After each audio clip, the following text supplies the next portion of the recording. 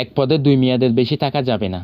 চ্যানেলটি সাবস্ক্রাইব না করলে সাবস্ক্রাইব করে রাখুন নিয়মিত সংবাদ পেতে। যুব ও ক্রীড়া উপদেষ্টার দায়িত্ব নিয়ে ক্রীড়াঙ্গনের সংস্কারের কথা বলে আসছেন আসিফ মাহমুদ সজীব ভুঁইয়া। সংস্কার কেমন হতে পারে তার একটা আভাস তিনি দিয়েছেন আজ। ক্রীড়া সংস্থা ফেডারেশনে এক পদে দুই মেয়াদের বেশি কেউ থাকতে পারবেন না বলে জানিয়েছেন। বিভিন্ন ক্রীড়া ফেডারেশন, অ্যাসোসিয়েশন ও সংস্থার সঙ্গে গতকাল জাতীয় ক্রীড়া পরিষদে মত বিনিময় শেষে উপদেষ্টা বলেন, কোনো ক্রীড়া সংস্থার এক পদে কেউ দুই মেয়াদের বেশি থাকতে পারবেন না। উপদেষ্টা এটাও বলেছেন, প্রতি বছর প্রতিটি ক্রীড়া সংস্থাকে তাদের আইবিআই এর নিরীক্ষা প্রতিবেদন এবং সংস্থার কাজের অগ্রগতির প্রতিবেদন জানাতে হবে এনএসসি-কে। সঙ্গে নিশ্চিত করতে হবে সর্বস্তরের জবাবদিহি। এনএসসির অডিটোরিয়ামে মত বিনিময় অনুষ্ঠানে প্রতি ফেডারেশন ও অ্যাসোসিয়েশনের নির্ধারিত 7 জন করে আমন্ত্রণ জানানো হয়েছিল। তাদের মধ্যে একজন করে সংগঠক, খেলোয়াড় ও কোচ, রেফারি, কিন্তু উপস্থিত ছিল তার চেয়ে বেশি।